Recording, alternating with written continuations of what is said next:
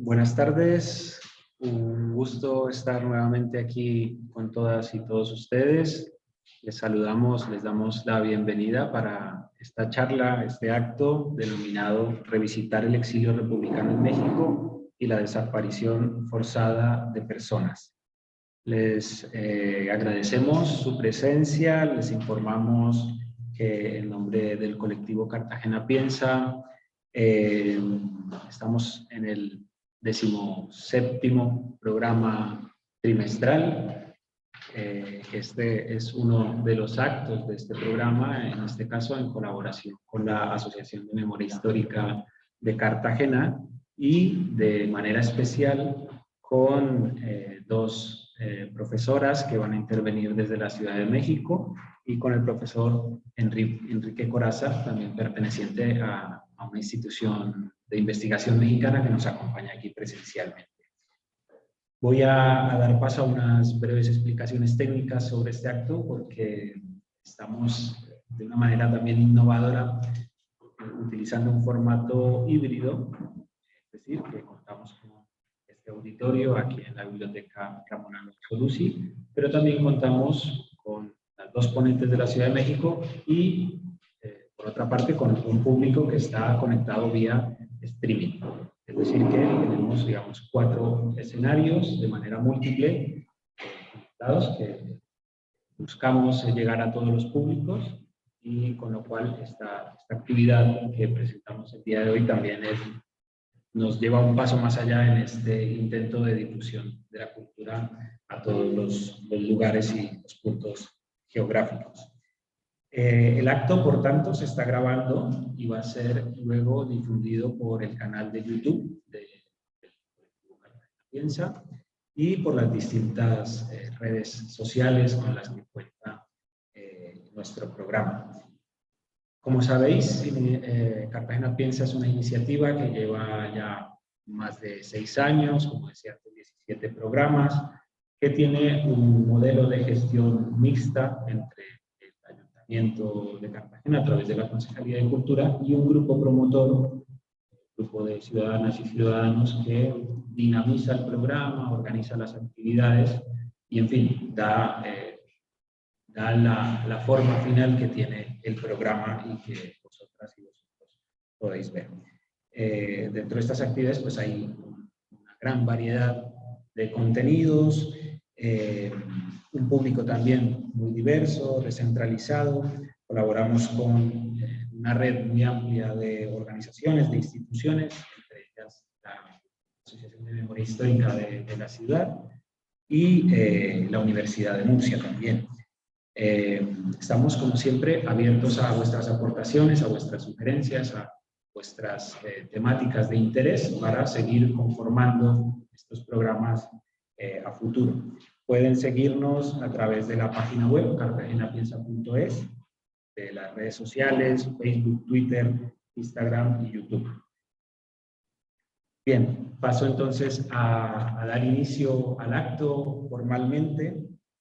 El acto se inscribe dentro de las actividades de la Asociación de Memoria Histórica, especialmente en el mes de abril, conmemoran cada año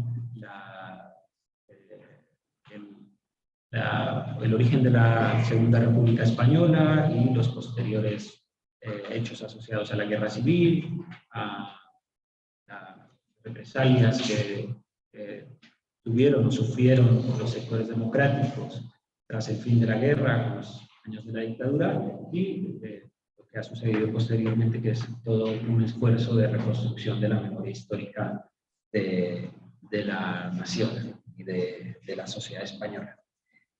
En esta ocasión vamos a tener la posibilidad de dialogar, de conversar, de compartir con un seminario, sobre todo con las personas que pertenecen al seminario que se denomina Seminario Permanente Interinstitucional de Historia Reciente de América Latina, Hechos, Procesos y Actores, que es un proyecto que desde hace ya unos años viene desarrollando el profesor Enrique Corazza con la profesora Silvia Dutrell en México, que une a dos instituciones muy prestigiosas, el Colegio de la Frontera Sur, al cual pertenece Enrique, y el Instituto Mora, de la Ciudad de México. Ellos dos han construido este espacio de diálogo en el que unen sus grupos de estudiantes, de investigadores de pregrado y posgrado, y profesorado en general, sobre diversos temas de la historia reciente de América Latina. Y hoy nos van a compartir dos asuntos muy concretos que tienen relación, cómo no, con las cuestiones que nos interesan aquí en la ciudad de Cartagena. Uno es el exilio de personas pertenecientes a los sectores republicanos, democráticos, que tuvieron que salir de España, bien durante la guerra o bien de forma posterior a la guerra, una vez iniciada la dictadura, y sobre todo de las nuevas generaciones hijas de ese exilio.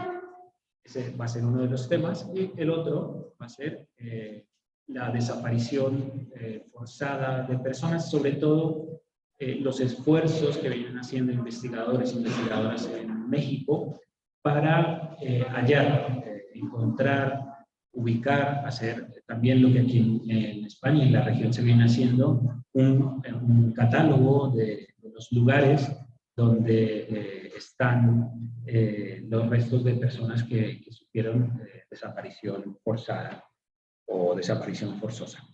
Bueno, esa va a ser la temática de este acto, con lo cual voy a dar inmediatamente paso a Enrique, que a su vez va luego a presentarnos a las dos ponentes que van a estar desde México. Muy bien, Enrique es doctor en Historia por la Universidad de Salamanca, tiene un amplio historial académico en asuntos relacionados con el exilio, con las movilidades forzadas, viene desde hace años trabajando temas relacionados con movilidades producto de distintos fenómenos en Centroamérica, y también como no, tiene temas de investigación en el Cono Sur, como quiera que él es de origen uruguayo, es decir, que contamos con un investigador que ha estado años en España, casi 2 décadas, casi una década en México, y que nació y sus primeros estudios y trabajos investigativos los hizo en el Cono Sur. Una mirada muy completa, muy compleja de estos fenómenos relacionados con la movilidad, que bueno, que quiero compartirlo también con mucho afecto, porque a estas alturas es mi codirector de tesis, y pues eso me genera un gran orgullo. Los dejo con él para no extenderme más, y luego él presentará a las dos ponentes de México. Bienvenido, Enrique, es un gusto que estés aquí con nosotros. Adelante. Bueno.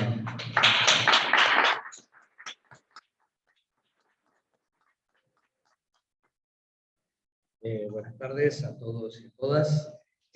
Antes de comenzar, le voy a pedir a Silvia y a Guiomar si pueden activar la cámara, porque así ya las podemos ver, y ya el micrófono lo activan cuando les sea su presentación, pero la cámara para ya poderlas tener aquí también en la pantalla. Bueno, en primer lugar, agradecer a Cartagena Piensa. Por suerte no es la primera vez que estoy aquí en Cartagena, pero tampoco la primera vez que me toca presentar algo aquí en Cartagena Piensa, lo cual para mí es un placer, es un orgullo, y en ese sentido agradecer en forma especial a Jason, porque me ha invitado más de una vez y me ha permitido compartir algunas de las cuestiones con las que venimos trabajando, en las que venimos desarrollando, incluso también aquí en Murcia, pero con otras instituciones en España, como la Universidad de Girona e incluso la Universidad de Salamanca. También agradecer al colectivo de la memoria histórica, porque estos días también hemos podido tener la oportunidad de conversar, de charlar sobre temas comunes, sobre temas que nos convocan, y que creo que vienen muy al caso con lo que se va a presentar hoy, pero también con proyectos que ya hemos estado hablando para desarrollar el año que viene, con lo cual ya va a ser, como dice el dicho, figurita repetida. Ya vamos a tener varias oportunidades para interactuar sobre estas cuestiones de los exilios, las movilidades, y sobre todo las experiencias y las vivencias de las personas que han tenido que pasar por esas situaciones. El marco en el que se desarrolla esta presentación, como bien decía Jason, tiene por un lado que ver con el seminario permanente de Historia Reciente, Hechos, Procesos y Actores, que es un seminario que se viene desarrollando ya desde hace varios años. Es una iniciativa que comenzó en el Instituto Mora, que es un centro público de investigación que pertenece al Consejo Nacional de Ciencia y Tecnología de México. Eso es una iniciativa que comenzó Silvia Dutrenic, a quien la tienen ahí en la pantalla, y también alguien que ya tristemente no nos acompaña con nosotros, que es Ana Buriano. Tiempo después, tanto Silvia como Ana me hacen la invitación para integrar a Ecosur dentro de este seminario. La idea en ese momento fue digamos, complementar lo que se desarrollaba desde un centro público de la Ciudad de México con algunas de las perspectivas, de las miradas que teníamos desde otros lugares, como es el Colegio de la Frontera Sur, que nuestra área de influencia es sobre todo la frontera de México con Guatemala, con Belice y con el Caribe. Entonces nuestros trabajos se orientan muy especialmente hacia Centroamérica y hacia lo que sucede sobre todo con los sectores más vulnerables en este corredor como movimiento de población, que es uno de los segundo o tercer corredor más importantes a nivel global. Y desde hace ya más reciente se ha integrado también la Universidad Autónoma de Guerrero, con Claudia Rangel, que también se ha unido a la coordinación de este seminario, y entonces nuestra idea es, por un lado, poder compartir las investigaciones y los enfoques, las miradas, no solo de investigadores e investigadoras, sino también de estudiantes de posgrado, tanto de maestría como de doctorado, que realizan sus investigaciones sobre América Latina, pensando en esta visión de la América Latina reciente. Es decir, esto está muy asociado a los procesos de memoria, es decir, esta memoria que no pasa, este pasado que todavía está en el presente, mirando desde lo que sucede hoy, desde lo que nos mueve, desde lo que nos interesa, desde lo que incluso a veces nos afecta, hacia el pasado, y ver cómo se han dado estos procesos en diferentes realidades. Fruto de ese seminario es que elaboramos un primer producto, un primer libro, que es el que tienen frente a ustedes, que lleva el mismo nombre que el seminario, en el cual Silvia y yo hemos editado ese libro con una serie de capítulos de diferentes colegas que forman parte del seminario, donde también presentan sus investigaciones, sus abordajes, que van desde el tema de las movilidades, la desaparición forzada de personas, desde las violencias, desde las juventudes, desde la lucha por los derechos humanos, desde las acciones de la justicia, e incluso también desde acercamientos más teóricos de qué es esto de la historia reciente y cómo se ve en América Latina. La idea también era hoy presentar, ya que estamos trayendo un poco la realidad de América Latina a España, era ver cuáles son las conexiones que existen entre ambas realidades. Digamos, son conexiones que, no voy a decir nada nuevo, son históricas, tienen que ver con periodos muy largos en el tiempo, en el cual ha habido intercambios de población, en momentos muy diversos de la historia, pero que ha sido un camino permanente de ida y vuelta.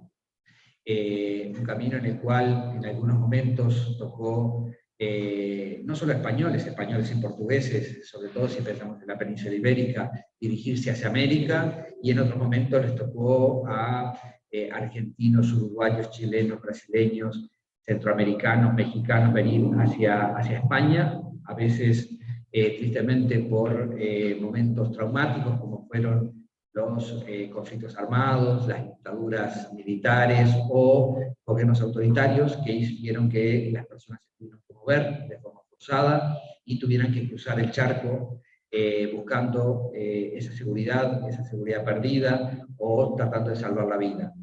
Eso también es una línea, un hilo que nos une, que nos sigue uniendo, porque, digamos, también no solo lo que tiene que ver con procesos de violencia, sino también la propia violencia de los sistemas económicos y las crisis económicas hicieron que en un momento, sobre todo pensando en el 2001, 2002, lo que fue la crisis en Argentina y en Uruguay, hizo que mucha gente del Cono Sur viniera a España tratando de reconstruir, de concretar un futuro para su familia, sobre todo desde el punto de vista laboral. Y después, en el 2008, la crisis que llega a Europa y que llega a España, también hizo que muchos jóvenes de España tuvieran que buscar nuevos horizontes, buscar una salida laboral y se dirigieran, como unos tantos destinos, hacia diferentes países de América Latina. Por eso comentaba esta cuestión de los viajes de ida y vuelta.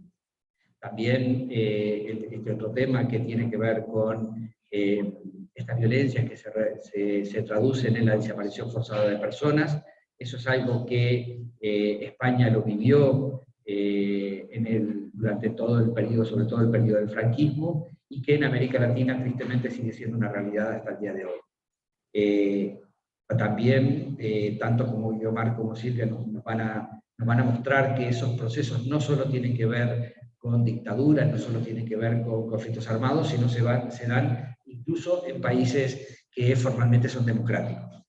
México hoy formalmente es una democracia, sin embargo en México sigue habiendo desaparición forzada de personas, en México sigue habiendo exilio, sigue habiendo migración forzada, y eso también lo podemos mencionar para otros países, para Nicaragua, para Venezuela, para Colombia incluso. Entonces, pues para no extenderme más y darle el protagonismo a quien nos van a presentar los resultados de sus trabajos, de sus investigaciones, y van a poder dialogar con nosotros y con nosotras, es pues pasarle en primer lugar la palabra a Silvia. Les voy a pedir también que hagan una pequeña presentación personal, y después que Silvia presente su texto, vamos a poder también hacerle preguntas y dialogar con ella, y posteriormente haremos lo mismo con Guiomar. Así que muchísimas gracias a todos y a todas. Silvia, cuando quieras, tienes la palabra. Bueno, buenas tardes. Buenas tardes, México, buenas noches en España. Es un gusto para mí acompañarlos, poder compartir, más que resultados, algunas ráfagas de una situación dolorosa que hoy vive México, pero es una situación que ha atravesado en algunos aspectos a toda la región latinoamericana. Entonces yo agradezco sin duda a Cartagena Piensa, agradezco también a la Asociación de Memoria e Historia de Cartagena, y por supuesto a los colegas y amigos, a Jason y a Enrique, que me dieran la oportunidad de compartir con ustedes estas pocas palabras. ¿Quién soy? Soy Silvia Dutrenit Villalous. Soy historiadora y latinoamericanista, profesora de tiempo completo del Instituto Mora, trabajo sobre la historia reciente de América Latina, y muy especialmente en temas de exilios, subgeneraciones, políticas hacia el pasado, violaciones de derechos humanos y procesos de búsqueda, en particular, de los desaparecidos. Entonces, dicho lo anterior, voy a leer para no excederme del tiempo. Y les comento que hace un tiempo, cuando escribí un prólogo del libro Violencia, Memoria y Rebeliones hacia una cultura de paz, que coordina, entre otros, mis queridas colegas y amigas Claudia Rangel y Evangelina Sánchez, decía que en México la tierra tiembla, y vuelve a temblar. La naturaleza por momentos no le es amigable. México es eso, un país en donde se tiembla, pero lo golpea, no lo acarician estos temblores y produce disparos de tragedias de inmenso dolor. México es mágico. En muchos momentos y por distintas expresiones de su cultura ancestral se repite. Pero en septiembre del 2017 se volvió a repetir de otra manera. Fueron nuevamente los fenómenos de la naturaleza los que con catástrofes similares se volvieron a reproducir en la misma fecha que en 1985, unas cuantas décadas después. Eso fue muy cerca de la presentación que elaboré este prólogo. Y decía, y vuelvo a retomarlo, que en México no solo los fenómenos naturales son los que retiemblan en sus centros, como dice la estrofa del himno nacional. Son los que resultan también responsables de las tragedias y el dolor. Lo son también los seres humanos los responsables, y muy en especial quienes en distintos y repetidos momentos de la historia contemporánea y reciente, desde las principales instancias estatales y los grupos civiles con los que tejen robustas redes, fortalecen estructuras de discriminación ideológica, económica y social. Estructuras, en fin, que han favorecido fuertes clivajes socioeconómicos y culturales. Una tragedia globalmente conocida en tiempo real, como lo fue el de los 43 jóvenes estudiantes de la Normal Rural Raúl Isidro Burgos de Ayotzinapa, en el municipio de Tixla, Guerrero, también hizo temblar la tierra y la mantiene dolorosamente movida. Hoy, a casi 8 años de la tragedia que materializó la desaparición de los 43 estudiantes de la Normal, aún no aparecen 40 y no se ha logrado revertir totalmente la, comillas, verdad histórica con la que en su momento se pretendió cerrar el crimen. En 2018, se estableció un mecanismo de coordinación política creada por decreto presidencial con la finalidad de esclarecer y llegar a una verdad. Así se formó la Comisión para el caso Ayotzinapa, conformada por autoridades del gobierno federal, por padres y madres de estudiantes desaparecidos y una comisión de representantes de organizaciones civiles que los acompañan. Ha habido avances, sí, importantes, sí, pero hay un discurso oficial hay un discurso oficial que reconoce la necesidad de establecer los hechos, esclarecerlos, cumplir con la demanda de los familiares, dónde están, qué les sucedió. Y que implementó este nuevo mecanismo nuevas acciones. Entre ellas se pudo volver a que regresaran a México el grupo interdisciplinario de expertos independientes, el GIEI, de la Comisión Interamericana de Derechos Humanos.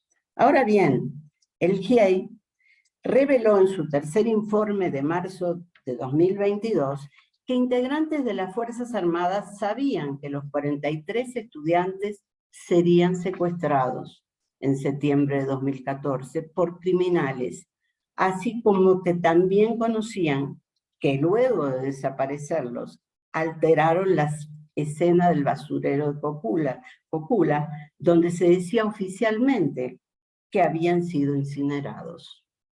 El haber ocultado en aquel entonces esta información clave impidió que se pudiera llegar a la ubicación de los estudiantes.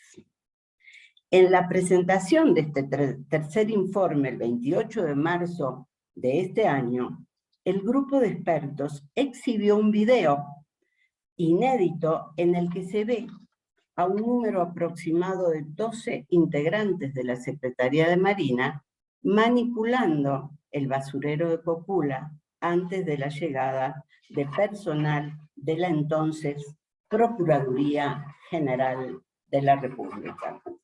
Fue en ese basurero donde se tejió la llamada verdad histórica, con la que el gobierno de entonces, en enero de 2015, daba por cerrado el caso, asegurando que los jóvenes allí fueron incinerados y sus restos arrojados a un río cercano.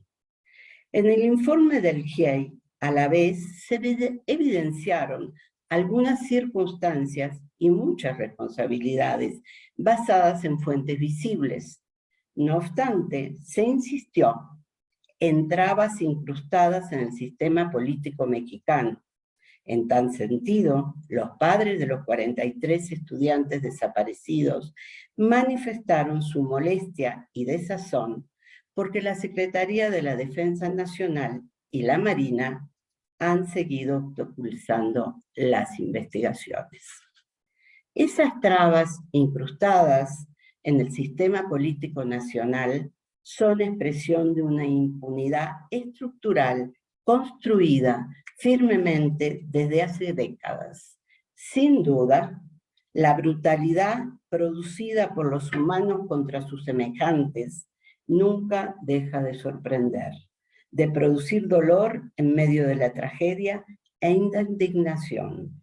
Indignación que hace crecer la movilización de amplios sectores de la población que mantiene la demanda, exige el esclarecimiento, impone un reclamo ético y una defensa del derecho a la verdad al mismo tiempo que exhibe una realidad.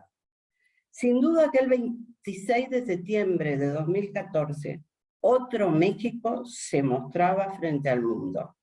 Era el México que subyacía o se mantenía oculto. Pero debemos recordar una vez más que desde distintos y nutridos sectores de una sociedad tan diversa que se asienta en diferentes puntos de la inmensidad geográfica mexicana, se escucha cada vez más, con más fuerza, la demanda de dónde están nuestros desaparecidos. Desde los años 50 y con mayor énfasis a partir de los 60, 70, incluso los 80, manifestaciones de muy distinto estilo, producto de la lucha gremial, sindical y armada, es decir, dentro y fuera del sistema político, recibieron una respuesta represiva con alto grado de violencia. Dicha respuesta fue ejercida por agentes estatales o grupos a su amparo. En particular, se recurrió a dos tipos de prácticas represivas. Una, y la más visible, recayó contra movimientos urbanos, sindicales y gremiales de trabajadores y estudiantes. La otra práctica fue soterrada, selectiva, focalizada y de manera especial estuvo dirigida a las organizaciones rurales, aunque los suburbanas, y a grupos armados. Una trama de aquellos años era la de confrontación del mundo bipolar, la que sostenía la existencia del enemigo interno que en la realidad mexicana se mantuvo en simultáneo con el ejercicio de la política estatal de país refugio para miles de perseguidos de muy distintas posturas políticas e ideológicas. Una práctica estatal bifronte de dos caras ha sido funcional a una concepción del manejo del poder. Esa fue, en parte, la cara oculta del régimen mexicano hasta la desaparición de los 43.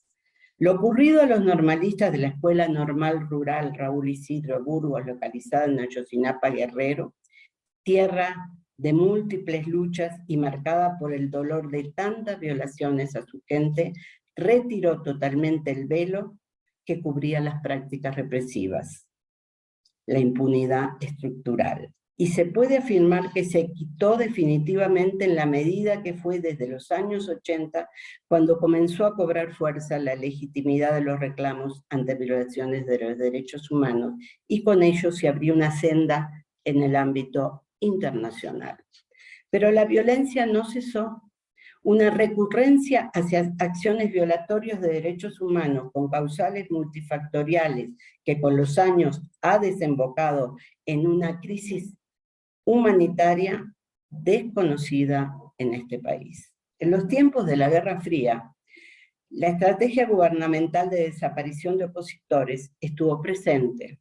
La realidad de la desaparición forzada en México no es, por tanto, algo reciente. Tampoco lo han sido otro tipo de delitos que se repiten como la tortura y la violencia contra las mujeres. No comienzan, pues, en este milenio.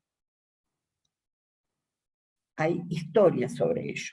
Son generadas por diferentes actores cuyas motivaciones pueden vincularse a políticas represivas contra distintos grupos sociales, como a otras que se relacionan con el crimen organizado.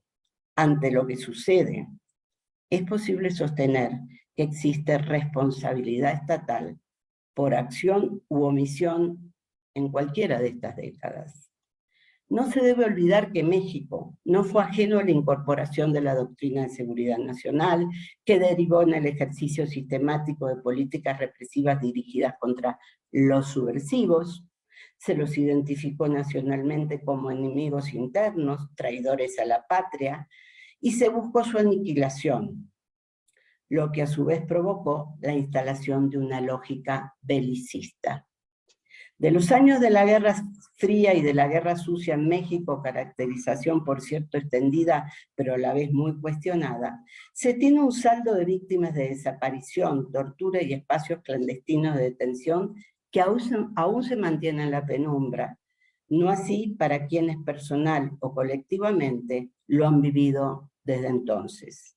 Y es justamente en Guerrero, donde se ubica Ayotzinapa e Iguala, en que está incrustado el municipio de Atoyac, la tierra de los ausentes. De aquellas víctimas de la represión política, hoy se mantiene la demanda, la exigencia. Apenas en 2009 se logró que la Corte Interamericana de Derechos Humanos sentenciara a México por la desaparición en agosto de 1974 de Rosendo Radilla. La sentencia indica entre sus resoluciones, son vinculantes y deben ser asumidas por el Estado mexicano, entre esas resoluciones la modificación del artículo 57 del Código de la Justicia Militar, la necesaria capacitación de funcionarios públicos de investigar las desapariciones forzadas, la modificación del artículo 215 del Código Penal Federal, que tipifica la desaparición forzada, por no adecuarse a los estándares internacionales, en fin. Algunos se cumplieron, otros no se cumplieron. El Estado mexicano ha cumplido entonces, escasamente frente a la resolución de la Corte Interamericana en torno al caso, en particular de Rosendo Radilla y de todos aquellos desaparecidos de los años 60, 70, 80. Si bien en distintos sexenios, hay que decirlo, desde 1990, se dieron señales de reconocimiento de que algo había que investigar con los informes de la Comisión Nacional de Derechos Humanos, luego la creación de la Fiscalía Especial de los Movimientos Políticos del Pasado y de la Comisión de la Verdad en el propio Estado de Guerrero, poco se ha avanzado en torno al esclarecimiento en cuanto a la situación de los desaparecidos. La falta de voluntad política para encauzar adecuadamente una defensa y protección de los derechos humanos desde el ámbito institucional se tradujo no solo en sucesivos, digamos, fracasos, sino en la continuidad de la práctica de la desaparición forzada, en el que la responsabilidad recae en diversos integrantes del crimen organizado en colusión con integrantes de instancias oficiales. En noviembre de 2021, el Comité contra la Desaparición Forzada de Naciones Unidas hizo una visita a México y pudo recorrer muchos lugares del extenso territorio y reunirse con familiares de víctimas e integrantes del gobierno, además de académicos y activistas de las organizaciones de derechos humanos que acompañan siempre a los familiares.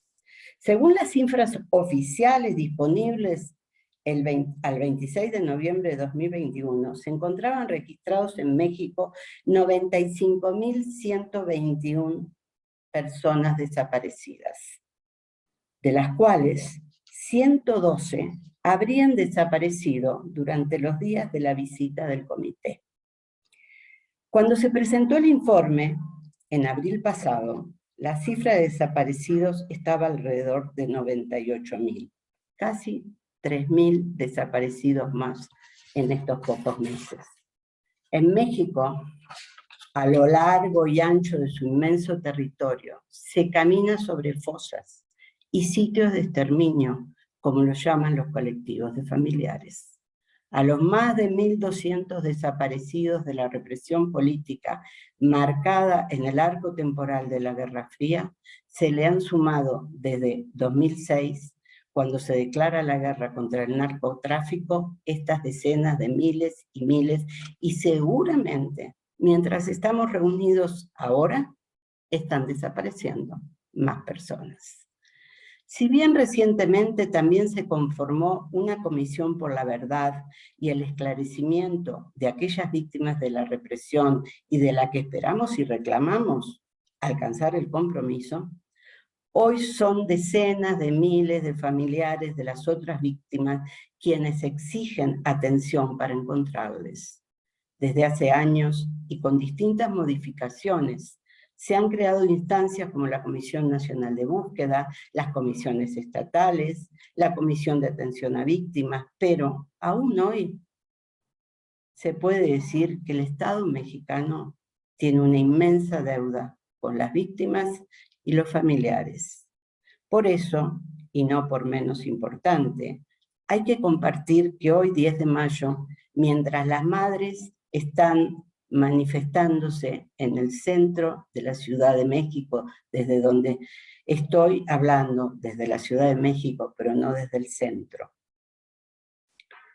Hoy, que es el Día de las Madres aquí, que son ellas, su agencia incansable y su enorme valentía, las que salen en la búsqueda de los familiares, rastreando todo el territorio, viviendo escenas de terror, descubriendo y abriendo las fosas, develando las cocinas en donde se incineran los cuerpos, para no dejar huella, y corriendo el enorme riesgo, minuto a minuto, de las amenazas que reciben, cuando no, ellas mismas han sido ejecutadas.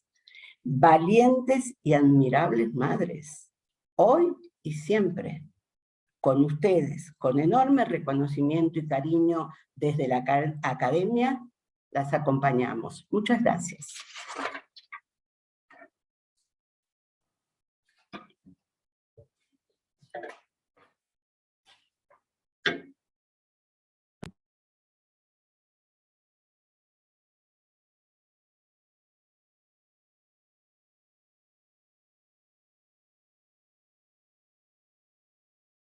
Sentida presentación. Vamos a tomar algunas palabras para preguntas, intervenciones que pueda haber en relación a la intervención de Silvia, ya que ella nos ha pedido que lo hagamos de esta manera, puesto que luego tiene que marcharse, y ya nos vamos a quedar con la ponencia de Guiomar sobre el exilio español, sobre todo sobre los hijos, las hijas del exilio español en México.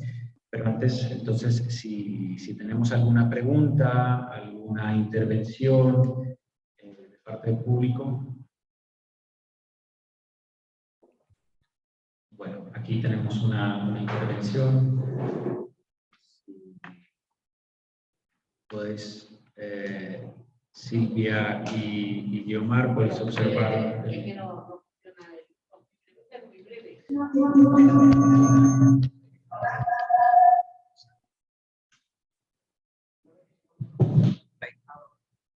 Mi pregunta es muy breve. Como ha hablado del tema del establecimiento de la Comisión de la Verdad, yo quiero saber si sirve para algo esa Comisión de la Verdad. ¿Se espera que sirva para algo o no? Silvia, te pregunta Pepa, una persona que forma parte de la Asociación de Memoria Histórica de aquí de Cartagena, ¿y crees que la Comisión de la Verdad que se ha constituido en México servirá para algo o no?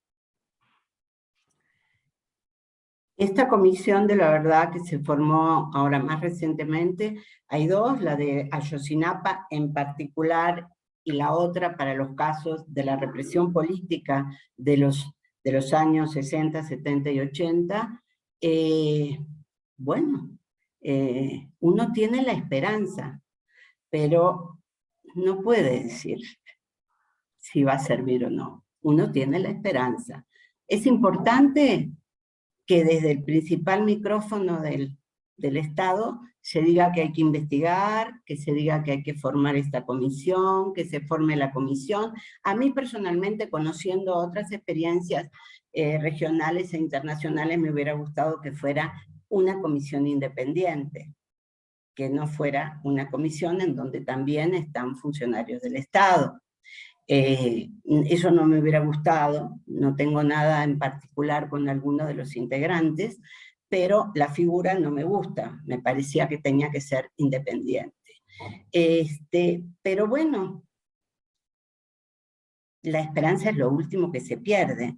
Claro que después de haber escuchado y leído el informe del GIEI sobre Ayotzinapa y los silencios que no se logran romper, y la identificación de ciertas instituciones estatales cómplices, porque siguen siendo las mismas, hay gente que cambia, otra que no, y que no se ha logrado información al respecto, y cuando escuchamos el informe del Comité contra la Desaparición Forzada de Personas de Naciones Unidas, y el otro también, pero este en particular, este último informe del Comité, reitera o pone énfasis en la peligrosa militarización del territorio nacional que ha ido creciendo, pues la esperanza se reduce un poco, quiero decir, ¿sí?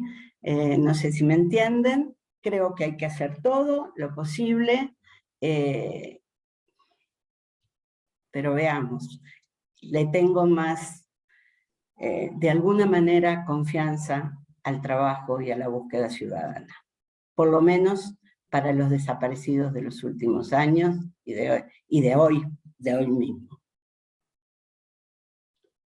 Gracias, Pepa, por tu pregunta. Gracias, Silvia. Tenemos otra pregunta de... Hola, Silvia, buenas tardes y enhorabuena por tu sentida intervención, porque nos has encogido a todos y a todas el corazón. Realmente y tristemente México tiene una tradición de desapariciones, de muertes, que viene a la cabeza la matanza de la Plaza de las Culturas, los feminicidios de los Juárez. Yo pienso que el tema del narcopoder es un problema que subyace en toda esta problemática y sobre todo en la actitud de los estados de condenar todos estos crímenes, desapariciones, desplazamientos. Miles de mujeres siguen sin saber su paradero o saber cuál ha sido la causa o quién ha sido las bandas que terminaron con sus vidas, mujeres jóvenes.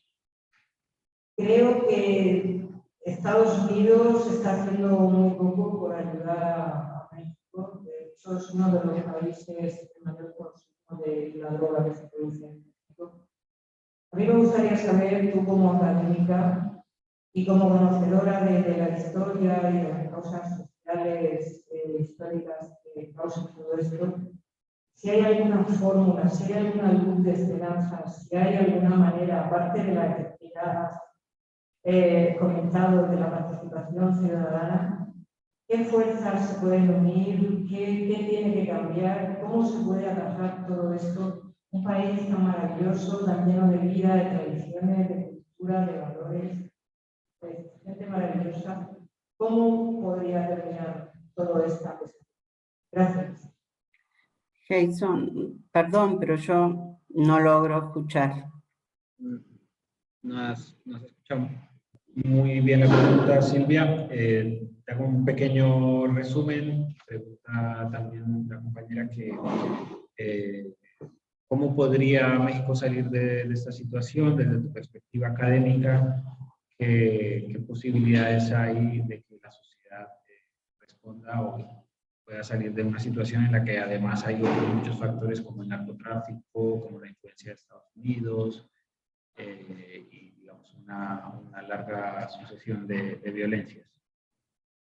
Gracias. ¿Cómo se llama la compañera? Dolores, la compañera Dolores. Dolores, gracias por tu pregunta. Es muy difícil para mí, ni desde la academia, ni desde la sociedad civil, tenemos en realidad digamos, la bola de cristal, si me permiten una expresión tan coloquial, pero a mí me parece, bueno, hay que tener claro en primer lugar que no es solo el narcotráfico, que cuando se habla de crimen organizado, estamos hablando de distintas formas de delinquir. No es solo para nada el narcotráfico. Entonces eso es importante tenerlo en cuenta porque a veces uno, claro, la guerra, como se declaró, el presidente Felipe Calderón la declaró contra el narcotráfico, pero lo que aquí se reproduce y tiene mucho poder son distintas organizaciones delictivas, no solo el narcotráfico. En primer lugar, creo que el Estado se tiene que fortalecer y tiene que tener presencia real como Estado en todos los lugares del territorio nacional. Hoy en México tenemos una multiplicación de municipios, de localidades tomadas por los grupos de la delincuencia organizada. Y si bien más temprano que tarde o más tarde que temprano aparecen fuerzas de la Guardia Nacional, que es una nueva institución creada y que se ha militarizado, creada por el gobierno actual, el problema es que no puede ser que el Estado no controle a su propio territorio. Entonces, eso para mí es un primer punto, fundamental, pero fundamental, que el Estado actúe como Estado. La segunda cosa, y con esta historia además tan compleja de las Fuerzas Armadas en todo sentido, los distintos poderes y la policía y demás en México, que se ha ido arrastrando a lo largo de las décadas, creo que no es una buena política, de ninguna manera, darle cada vez más poder a las Fuerzas Armadas. Creo que es una política equivocada. Ahora bien, insisto, hay discursos, declaraciones y acciones por tratar de, por lo menos, cumplir, reconocer lo que ha pasado y cumplir con las demandas de los familiares. Pero bueno, para cumplir con las demandas hay que lograr terminar también con los pactos de silencio. Y bueno, por eso digo, yo espero y exijo que la comisión que se armó para justamente los reprimidos de la represión política de la época de la Guerra Fría se puedan aclarar. Pero también me parece, y justamente, como reclamaban algunos padres, algunos familiares, cuando en los 43, que se organizaron en torno a un movimiento que se llamaba Los Otros, es decir, nosotros también estamos, ¿verdad?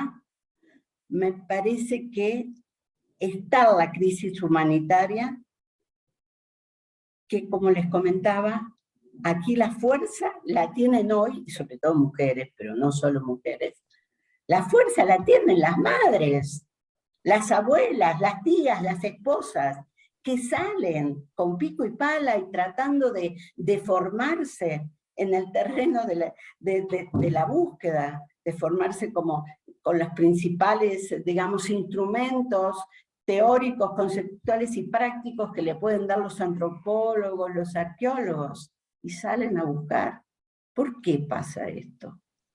Más allá de tantos organismos que se crean, se reformulan. Son preguntas que yo les dejo a ustedes abiertas y por supuesto les mantengo o les reitero que quiero no perder la esperanza.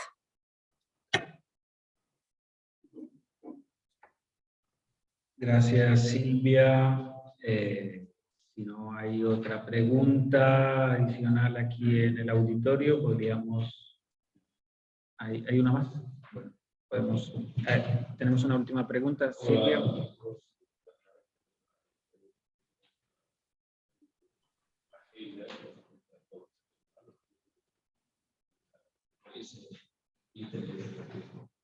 Yo creo que sí, es verdad que no se forma. Y creo que si no se ha perdido la esperanza en todos estos años que se han luchado. La gente se muy pesimista. Me gustaría que se rieran estas cosas, pero creo que detrás de una barrera como más de la referida de la gente brutal, porque no se puede vencer. Lógicamente tendrán que hacer la gente que camina por mostrar. Sí, para ese dolor. Pero yo, si el gobierno ha sucedido, no han hecho nada, yo creo que es la esperanza perdida. Creo que se debe tomar otra actitud más coherente, más realista y principio de muchos funcionarios que participan en todas estas organizaciones en pro de la. Gracias. El señor, ¿cómo se llama usted? Edgardo. Gracias, Edgardo, por la intervención. En realidad, Silvia, no es exactamente una pregunta, es una intervención en el sentido de la posibilidad de también ser pesimistas, dice el señor Edgardo, ante una situación como esta. No ha dejado perder la esperanza. Una pregunta exactamente, nos ha dejado, eso sí, un tema abierto que quizá la intervención de Guiomar nos puede también abonar por ahí, en esa dirección, si hay posibilidad de que las sociedades y las colectividades humanas recuperen la esperanza. No sé si alguien más quiere decir algo. Por allí hay otra pregunta.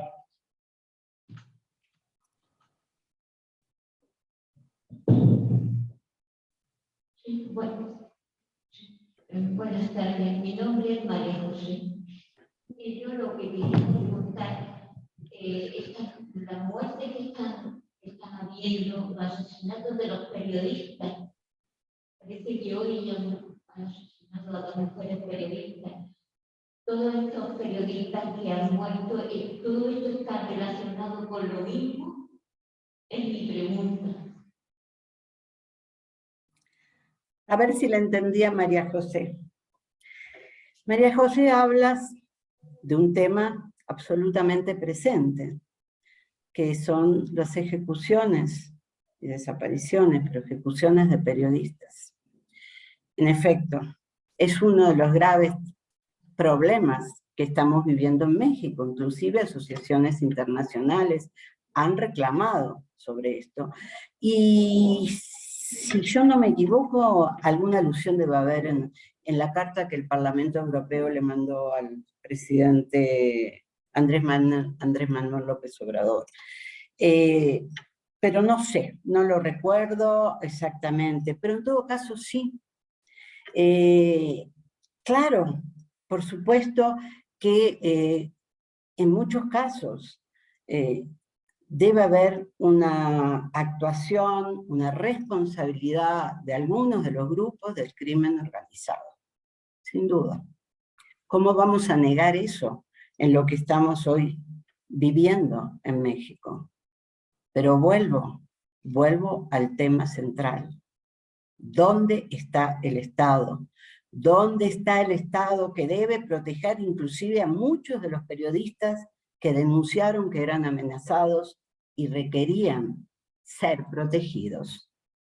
Ese es un punto. Por otro lado, no es bueno, diría yo, y no me quiero meter en este tema, pero no es bueno, no son buenos los discursos de de polarización que se hacen desde el propio Estado o desde el gobierno en particular, contra quienes opinan diferente. A mí no me gusta eso. ¿Qué quieren que les diga? No me gusta un discurso de polarización. En realidad, desde las altas esferas, lo que debería ser es, sobre todo, discursos que lleven a unir a la sociedad y no a confrontar. Y en un terreno tan complicado como el que estamos viviendo en México, en donde para nada ha desaparecido la violencia, sino que se sigue multiplicando, entonces esos discursos, con el poder que se tiene, cuando se habla desde instancias altas, digamos, no ayuda a proteger a la gente, en este caso a los periodistas. Pero bueno, es como para hablar de otros temas, pero quiero decirles que sí, es el de los periodistas, un tema central, como otros, de la violencia en el México actual, lamentablemente. Gracias, Silvia. Gracias también por estas preguntas. Podemos ir dando paso ya a la intervención de Yomar, que, como decíamos, tiene que ver con el exilio republicano, las trayectorias que han mantenido esos hijos, esos descendientes de los españoles y españolas republicanas que tuvieron que marcharse a México, cómo han continuado su vida, cómo han podido reconstruir su memoria, su pasado y, en definitiva, su historia personal, familiar y, por qué no, la propia historia de la República Española allí a cientos de kilómetros de la península.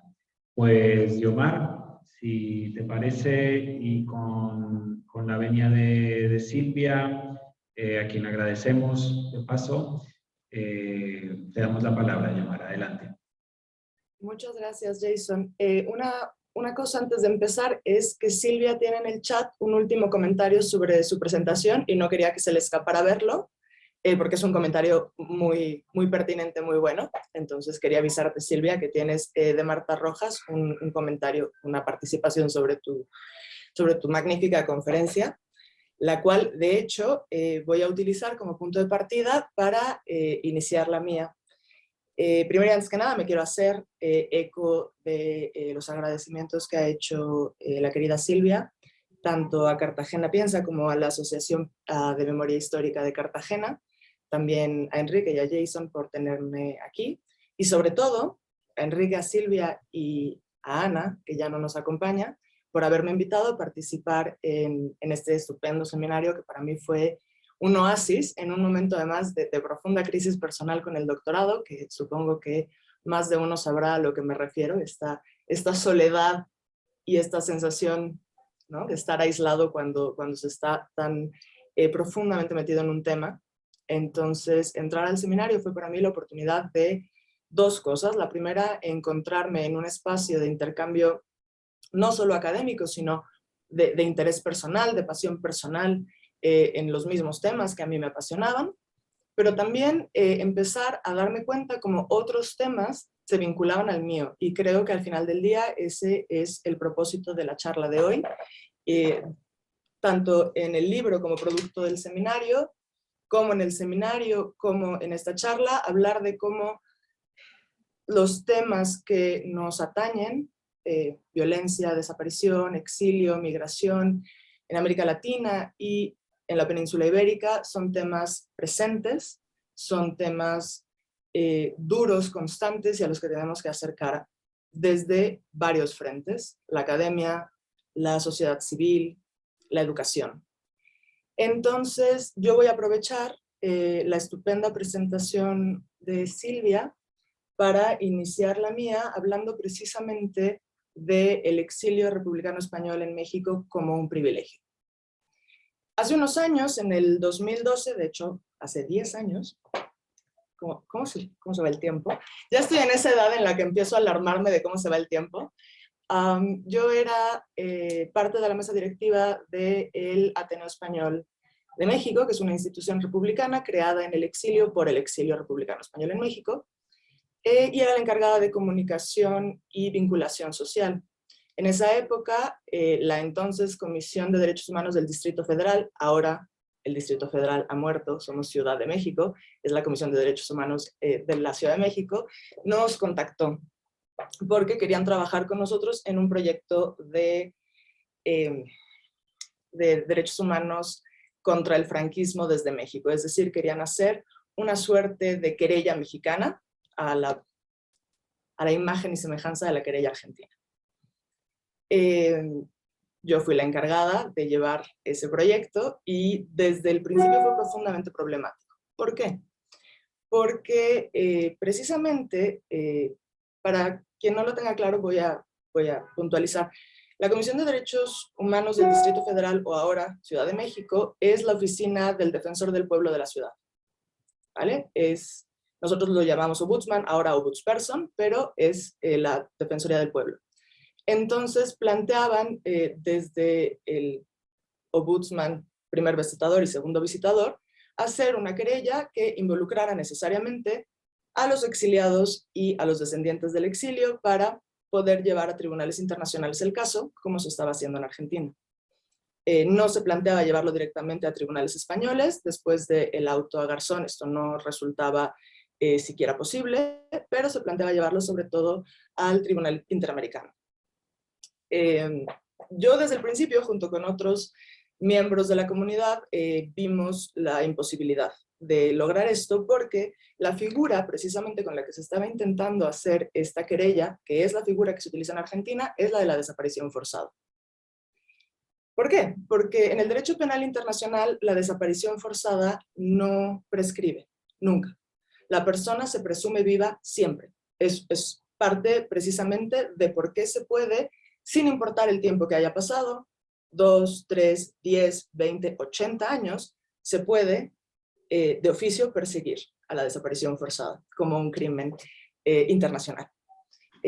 Cuando digo se presume viva, se presume por lo tanto que tiene derechos humanos, que merece ser encontrada y que sus familiares merecen que se encuentre. Por lo tanto, no importa si han pasado 200 años y por pura lógica biológica entendemos que ya no vive la persona, para la ley se presume vivo. Esto funcionó muy bien en el caso de Argentina, porque en Argentina hay todo un sector del exilio republicano español que llegó durante la posguerra y después. Corresponden a otras edades y corresponden además a un perfil demográfico de republicanos que sufrieron la represión antes de poder llegar al exilio. El caso del exilio republicano español en México, en su gran mayoría, no cumple con ese perfil, porque se trata precisamente de la gran primera oleada de la llamada la retirada. La retirada es este fenómeno justamente a terminar la batalla del Ebro, cuando las tropas franquistas o las tropas sublevadas de los nacionales cruzan hacia Barcelona, hacia Cataluña, y el grueso del gobierno republicano, ejército republicano y simpatizantes en Cataluña, los cuales, por cierto, ya incluían refugiados del resto del territorio español que habían ido siendo evacuados primero a Madrid, luego a Valencia, luego a la retaguardia en Cataluña, cruzan la frontera a Francia y son colocados en campos de concentración. Siempre me gusta mucho subrayar la palabra concentración porque historiográficamente tenemos este problema mediático, porque es un problema mediático sostenido en realidad por Hollywood, de pensar que el campo de concentración es el nazi, cuando ese es el campo de exterminio. Campo de concentración es cualquier campo en el que se concentre a la población, y todos los campos de refugiados, incluyendo ahora mismo en Grecia los sirios o en Polonia los ucranianos, esos son campos de concentración, se concentra a la población. Entonces, estos republicanos españoles que fueron puestos en campos de concentración en Francia son los que participaron en la retirada de febrero a abril del 39 y son los que últimamente llegarían a México. Su experiencia de la represión franquista de la posguerra es nula. Es nula. Tienen experiencia de guerra, tienen experiencia de refugiados, tienen experiencia de evacuados, tienen experiencia de exilio, pero no vivieron la represión. No es lo mismo haber salido de Alicante después de haber vivido la caída del territorio republicano. No es lo mismo haber tenido que cruzar la frontera con Francia desde País Vasco o desde Navarra. Entonces, el demográfico de refugiados republicanos en Argentina tenían una experiencia de posguerra y de represión que es la que estaban denunciando con la querella argentina, sobre todo desde el uso de la desaparición forzada, el paseillo, como una de las herramientas de represión más usadas por el régimen en sus primeros años. En México esa no era la realidad. Iniciamos la campaña y la campaña consistió en mandar invitaciones por parte de la Comisión de Derechos Humanos del entonces Distrito Federal y el Ateneo Español de México a todos los descendientes y exiliados que teníamos en nuestras bases de datos. Aquí quiero hacer también un pequeño apunte. Hay una noción de que exiliados son también los ancianos que vemos ahora, porque ya son ancianos. Y esto es muy problemático porque en realidad no lo son. Los exiliados están en su mayoría muertos, porque si estuvieran vivos tendrían 120 años. Los que vemos ahora, con todo y su cabeza blanca y sus bastones, llegaron niños. No eran los perseguidos políticos, sus padres eran los perseguidos políticos, no ellos. Esto no anula que vivieron una experiencia de desarraigo, una experiencia de evacuación, una experiencia como refugiados, una experiencia en el exilio, pero no eran los perseguidos políticos.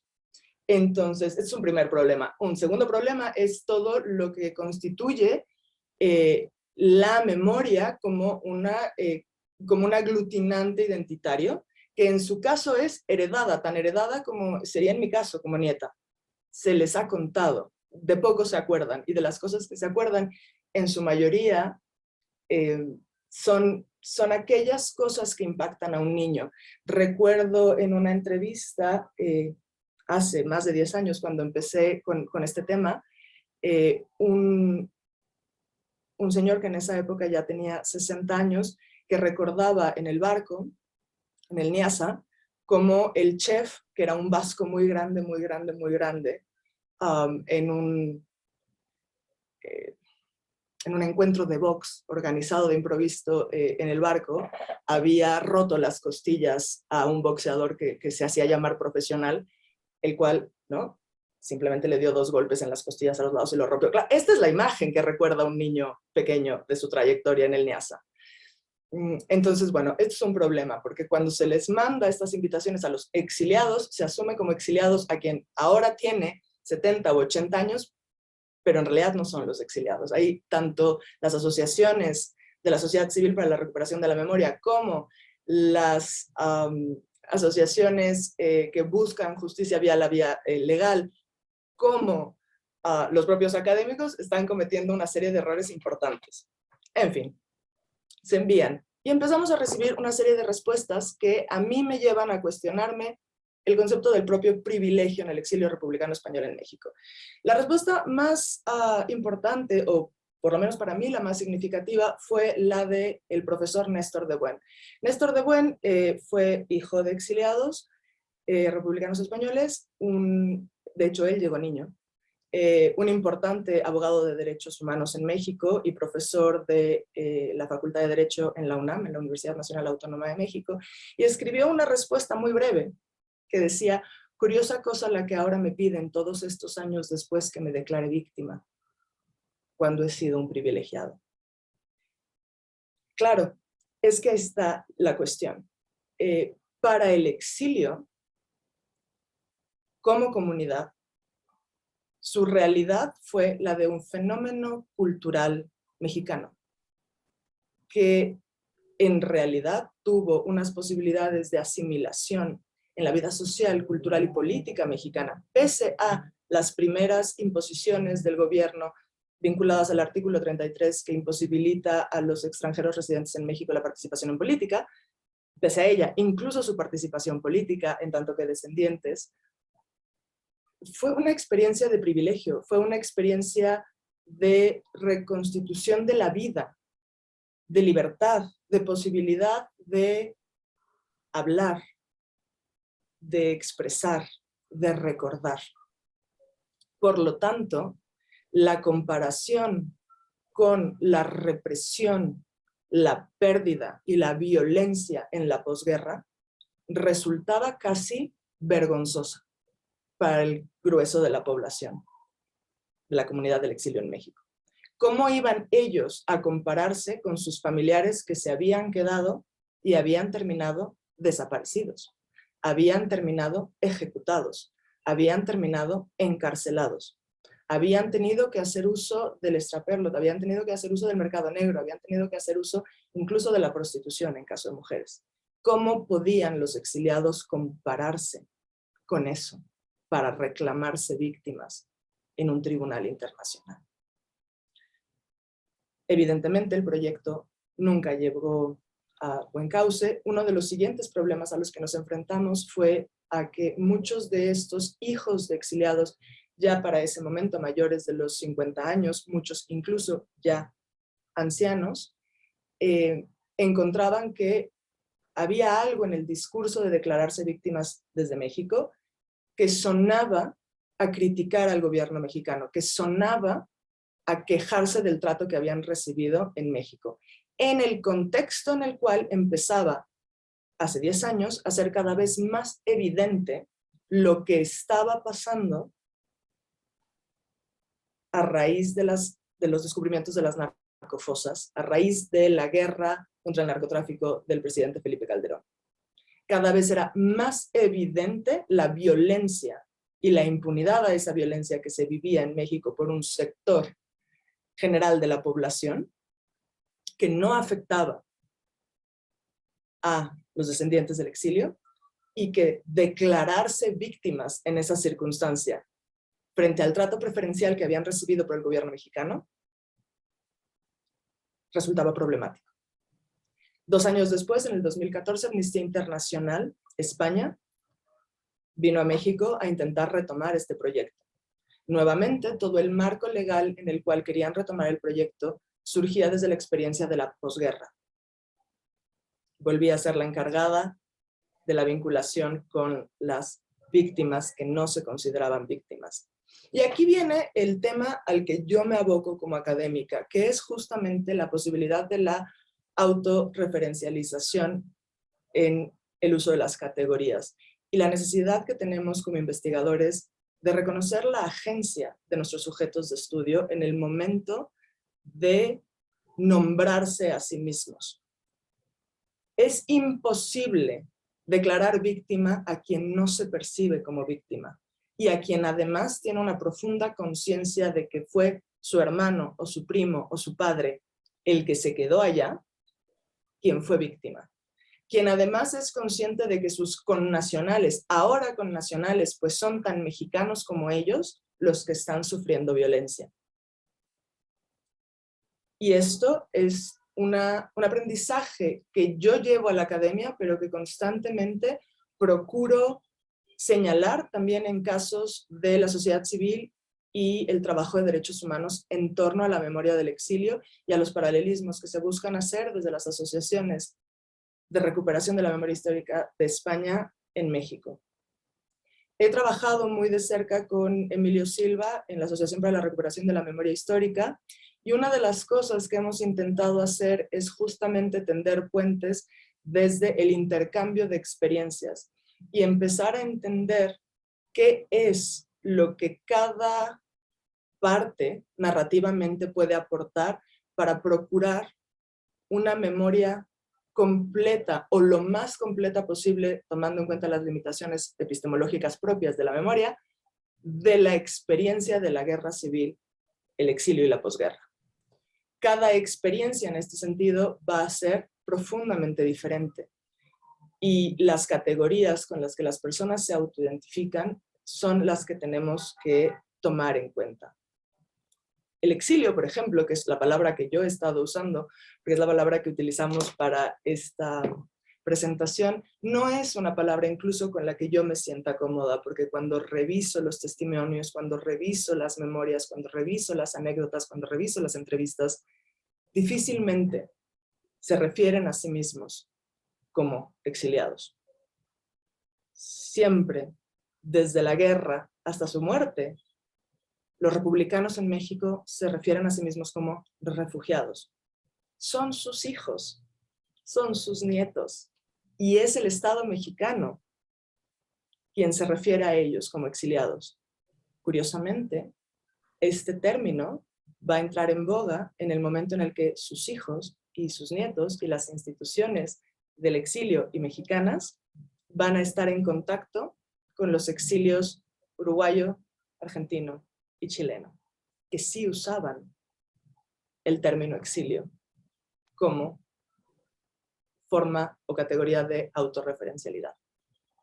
En este sentido, los estudios de la memoria o la recuperación de la memoria del exilio, en mi opinión, tiene que ver con la recuperación de los matices.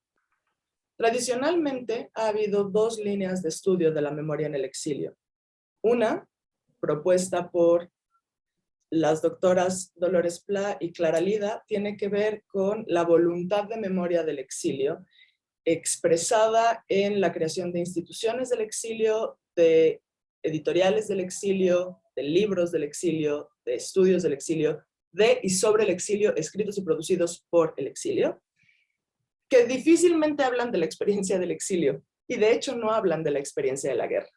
Entonces yo tengo un problema con esa primera corriente académica de estudios sobre la memoria del exilio, pues vamos a ver que efectivamente hay una voluntad de memoria de recordar a la República, de recordar al liberalismo español, al pensamiento liberal español, a Luis Vives.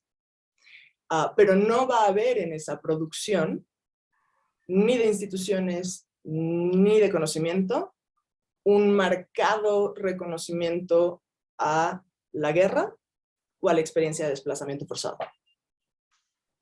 La siguiente línea es la de todos los estudiosos que siguen la tradición de pensamiento del neologismo creado por José Gauss, trasterrados. Trasterrados tiende a ser un estudio de la memoria, o aquellos que utilizan la categoría trasterrados tienden a ser un estudio de la memoria que se enfoca exclusivamente en la experiencia de desplazamiento. De nuevo, es problemática porque si tomamos en cuenta que la categoría de trasterrado fue criticada incluso por los propios republicanos españoles en México desde su inicio, vemos que difícilmente hace hincapié en el proceso de desplazamiento forzado, hace hincapié en cambio en el proceso de adaptación o asimilación al país de acogida. Entonces, ¿cuáles son las herramientas que nos permiten empezar a reconocer ese proceso de desplazamiento y de pérdida? Lo más cercano que yo he encontrado es el trabajo del también filósofo Sánchez Vázquez, que criticaba a Gauss diciendo que le faltaron pasos para llegar con el término trasterrado, que primero había que tomar en cuenta que uno, cuando se ve forzado al desplazamiento, es primero un aterrado en el doble sentido de sin tierra y con miedo. Después, cuando toma conciencia de su exilio, es un desterrado que ha perdido la tierra, que le ha sido arrancada, que ha sido expulsado. Y solo cuando se generan las raíces de un exilio de larga duración en donde se tienen hijos y nietos en el país de acogida, es que se puede hablar del trasterrado como aquel que se ha trasplantado. Una de las cosas entonces que yo como historiadora empecé a trabajar y buscar fue este recorrido identitario que planteaba Sánchez Vázquez en Memorias y Testimonios que son escasos de la guerra, del destierro, los campos de concentración en Francia, los barcos y la llegada a México, y a partir de allí la constitución de esta idea de privilegio, en donde, a diferencia de otras experiencias de los propios republicanos españoles en el destierro, la de México fue una experiencia sin parangón en términos de privilegio. Se les permitió, incluso legalmente, permitiéndoles concretamente la incorporación al sistema de ciudadanía con leyes de extranjería que para todos los demás han sido profundamente estrictas y para los españoles fueron dobladas para que pudieran recurrir a la nacionalización casi desde el principio, la nacionalización y naturalización como mexicanos, hasta la constitución de un fenómeno cultural que no es en realidad español sino mexicano, que es, como les decía, la idea del exilio republicano español en México, que es una idea creada desde las instituciones culturales y educativas mexicanas, apoyada por gobiernos mexicanos, en muchos casos con dinero mexicano. ¿Por qué? Y es un tema demasiado extenso como para que yo ahora entre a él, pero ¿por qué el gobierno mexicano ha sentido la necesidad de hacer eso? Es precisamente uno de los temas que abordo en el capítulo con el que participé en este libro, y tiene que ver justamente con cómo, ya nos decía Silvia, el gobierno mexicano ha sido en más de una ocasión y en más de un sexenio represor y violento, y siempre ha hecho uso de la medalla de buena conducta que supuso en el cardenismo la aceptación solidaria y la defensa del exilio republicano español, frente además a una comunidad internacional que coludió con Franco y el régimen fascista en España. Una comunidad internacional que hizo la vista gorda, que frente a el fin de la Segunda Guerra Mundial castigó a todos los participantes del eje, excepto a Franco, frente a Estados Unidos, que apoyó incluso su entrada potencial en la ONU a cambio de bases militares en el territorio español, de cara a la Unión Soviética. Entonces, en ese contexto internacional, la diplomacia mexicana, la política de asilo mexicana, la política exterior mexicana fue indudablemente encomiable, por lo que a lo largo de los sexenios, el hacer uso del recurso fuimos solidarios, fuimos la vanguardia en el pensamiento solidario, ha tenido mucho éxito. No me quiero detener ahí, pero tiene sin duda que ver con esta dualidad entre la violencia y la democracia que ya desde el inicio en su presentación comentaba Enrique. ¿Hasta qué punto incluso descendientes del exilio han participado en gobiernos violentos? Es tema para otra presentación, pero sin duda han disfrutado como comunidad, hemos disfrutado como comunidad de un privilegio institucional que surge desde México. Y quisiera cerrar justamente recordando las palabras del doctor Federico Álvarez Arregui, que decía que el exilio republicano es un fenómeno mexicano, que por eso es que no se puede comparar con la experiencia de desplazados, refugiados y exiliados republicanos españoles en otros países de Latinoamérica o de Europa, incluso en Francia, en donde numéricamente fueron muchos más, porque las instituciones culturales y educativas mexicanas crearon un nicho en el cual se insertó al exilio, no solo en los individuos que participaban en esas instituciones, sino en una idea de colectivo que aportaba algo a México y que México valoraba.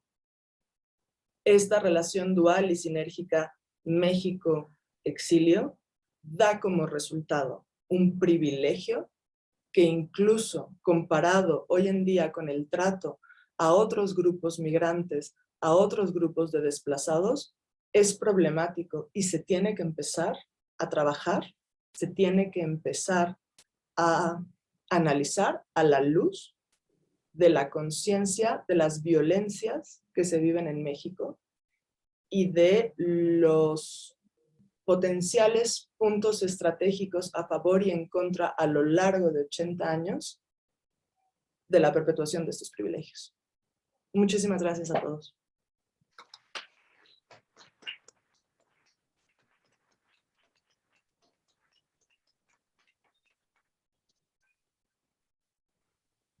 Muchas gracias, Guiomar. Creo que has dado unas cuantas pinceladas a tu investigación que sabemos que es muy amplia, pero que han sido muy sugerentes. No sé si Enrique quiere apuntar algo antes de recibir las preguntas. Bien, no, en primer lugar, bueno, felicitarte por tu presentación, no solo por la rigurosidad, sino por la valentía de instalar cuestiones que a veces, y concretamente con el tema de los exilios, ha sido muy difícil de abordar, ¿no?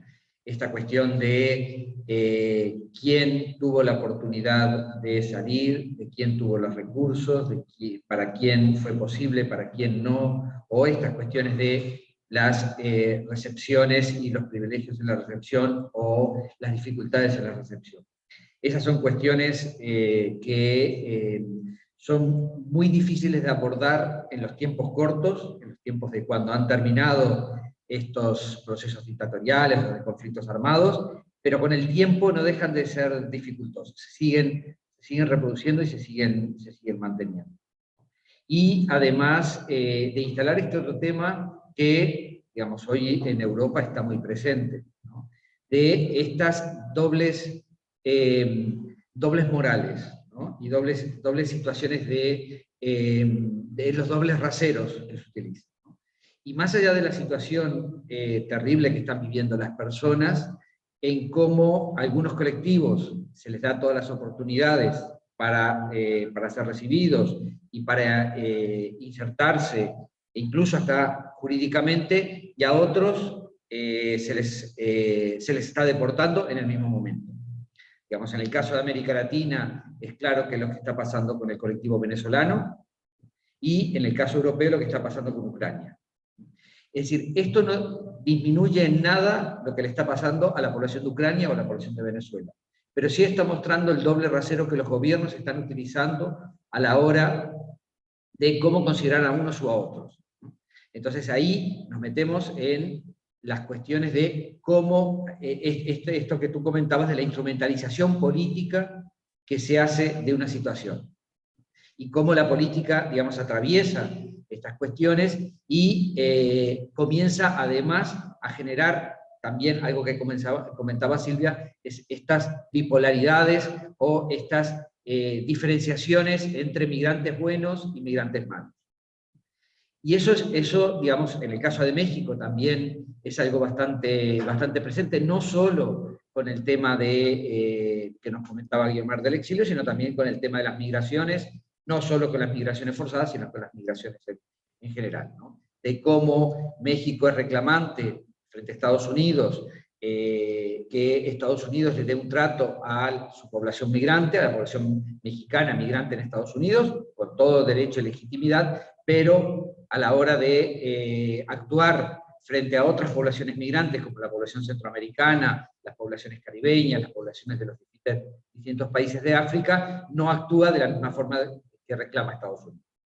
Entonces, esto, digamos, nos hace mirar la situación como una cuestión mucho más compleja que pensar solo en, digamos, en la situación que vivieron un determinado colectivo de personas, sino también estas otras cosas las tenemos que ver. Y ya para cerrar, también otra cuestión que creo que has colocado y que me parece sumamente interesante, y es esto de, digamos, no solo desentrañar todo lo que hay dentro, sino de quitarle un poco de esta figura romántica que también se ha establecido sobre, digamos, y generalizada sobre ciertas figuras, ¿no?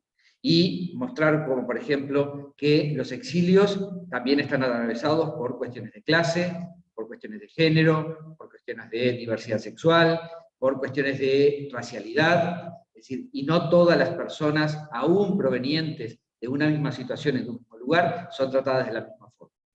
Entonces, todas estas cuestiones son las que muchas veces, digamos, incluimos como en un solo paquete, y que, digamos, bueno, la tarea que tenemos que hacer es justamente desentrañar y ver digamos, qué está sucediendo dentro de todo este colectivo. Pues, nuevamente, muchísimas gracias y nuevamente enhorabuena. Si hubiera alguna pregunta, tenemos todavía un par de minutos para una pregunta rápida del público, si lo hubiera. Si no, sí, creo que hay una pregunta.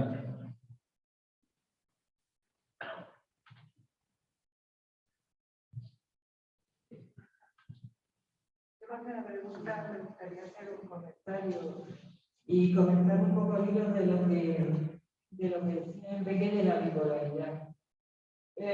Cuando se da el momento histórico de que los españoles están en México, ahí hay una situación política y cultural un poco confusa. Por una parte, Cárdenas está haciendo un llamamiento a los republicanos, pero por otra parte estaba, por ejemplo, Vasconcelos, que de alguna manera apoyaba el nacionalismo que representaba el nazismo. Luego ya cuando vio todo lo del Holocausto y tal, cambió un poco, ¿no? Pero su idea un poco de la paz cósmica y todo eso incluía un poco ese movimiento de masas y ese nacionalismo, que es lo que él en realidad promovió un poco, ¿no? Desde su tiempo que estuvo gestionando educación y toda la política cultural nacional que hizo en México. Entonces, yo me pregunto cuál sería la verdadera razón que se acogiera a los españoles, porque es que además desde Samuel Ramos hasta Octavio Paz, a los españoles nos quejaban, se quejaban de que éramos los culpables, ¿no? La colonización tuvo culpa de todo el retraso y de todo el problema económico y social que se desarrollaría más tarde en México. Entonces, había como cierta animadversión, yo creo, en ese momento histórico que fueron los españoles. ¿Cuál sería o cuál fue la verdadera causa de ese acogimiento? ¿Fue precisamente un movimiento políticamente correcto por parte de Cárdenas o porque pensaban que, bueno, pues que la intelectualidad española se podía integrar de alguna forma? ¿Cuál fue la verdadera causa, según tu opinión, Guevara? ¿Has podido escuchar la pregunta, Yamar? Sí, Okay. a grandes rasgos creo que sí. A ver, voy a decir algo que no es nada popular como respuesta y no sé, yo ya estoy acostumbrada un poco, como dice Enrique, a autoinmolarme en nombre de mi investigación, entonces aquí voy. La realidad es que fue una decisión pragmática, mezclada así también con una profunda construcción ideológica de lo que se tenía que hacer. ¿A qué me refiero? El México que recibe a los republicanos españoles es un México en construcción. En realidad nosotros pensamos en el México independiente como un producto de hace 2 siglos, pero esto no es cierto.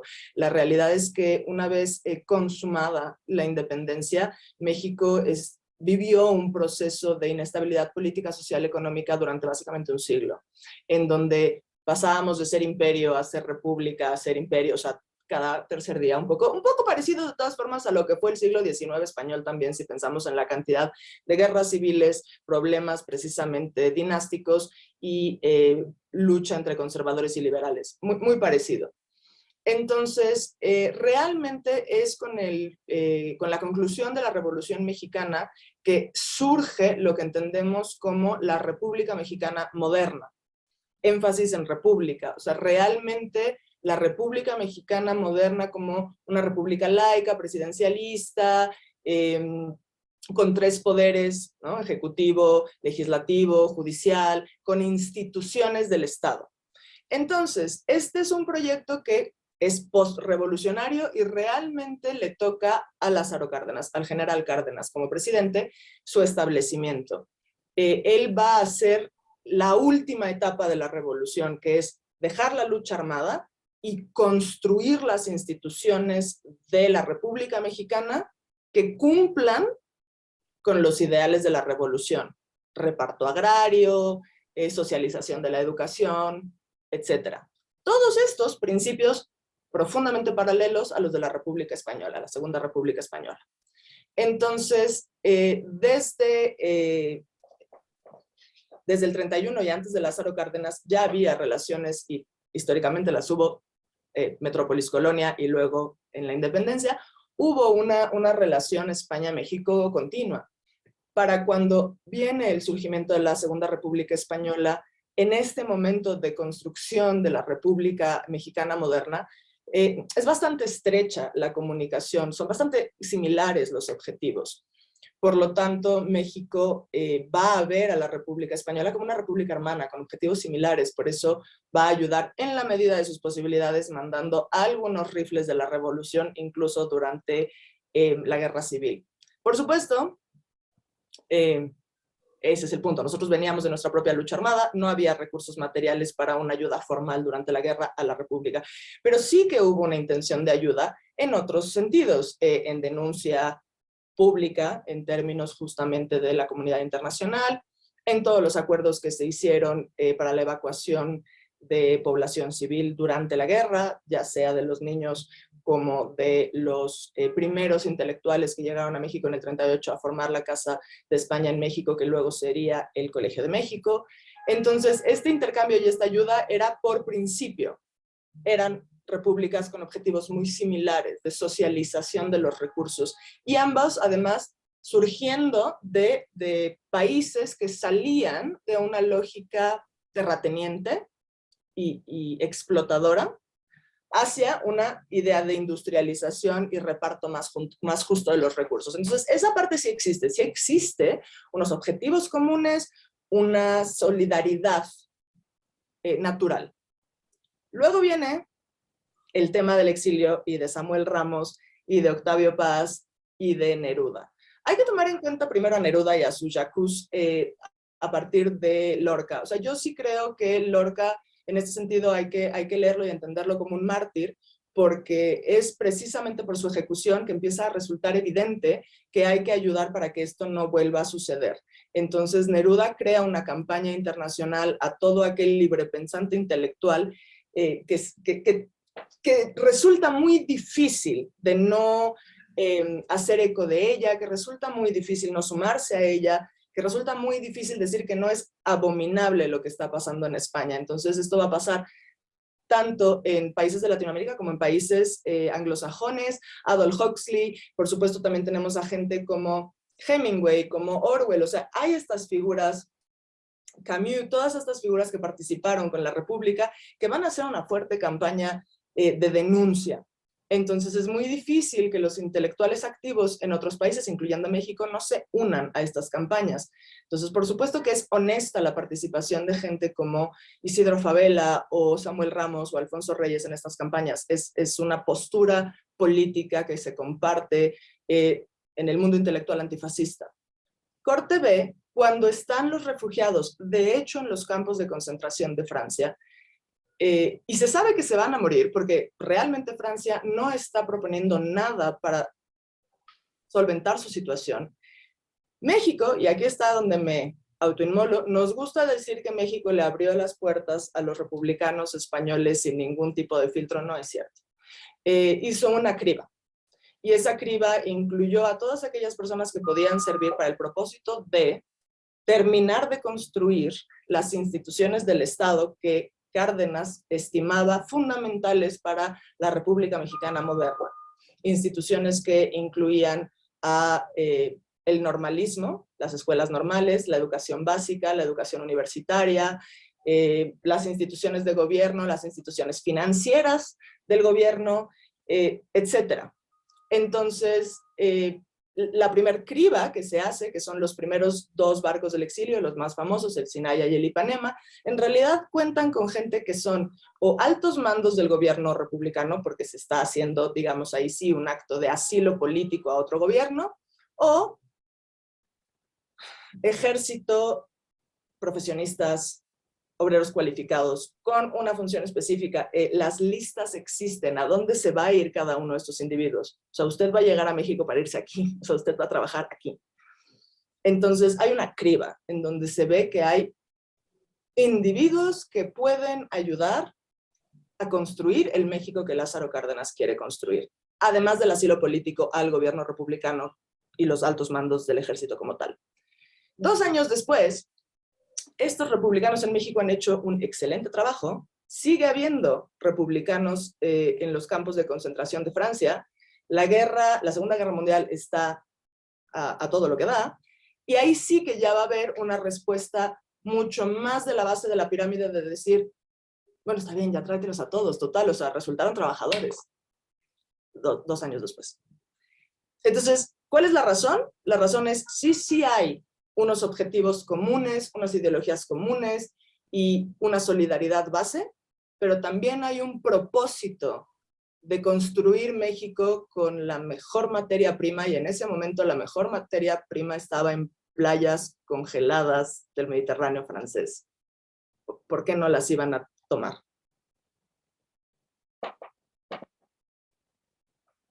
No sé, ya para cerrar, y por qué no para cerrar además, un comentario que tenemos desde quienes nos escuchan digamos, quienes nos están viendo en streaming. Bueno, en este caso, además es una colega del Colegio de la Frontera Sur, que es Marta Rojas. Dice, bueno, no sé si la pueden leer ahí, es un tema que se deriva de tu exposición, es el uso que se hace de los discursos humanitarios y de los derechos humanos que han etiquetado o adjetivado a los grupos, por ejemplo, en situaciones de vulnerabilidad o grupos vulnerables, sin que los propios grupos o personas se perciban así. Correcto. Sí, correcto. Estoy totalmente de acuerdo, y creo que de ahí justamente saldría una nueva investigación a partir precisamente de pensar quién es una víctima y cómo incluso experiencias que pueden en un momento dado inicial haber surgido desde la violencia, no necesariamente terminan su recorrido, su devenir histórico en un recuerdo forzosamente de victimización. Correcto. Muchísimas gracias a todos, al público, a Marta por la pregunta, comentario anterior, Jason, Enrique, a Silvia, que ya se tuvo que ir. Ha sido un placer estar con ustedes. Gracias, Fiona.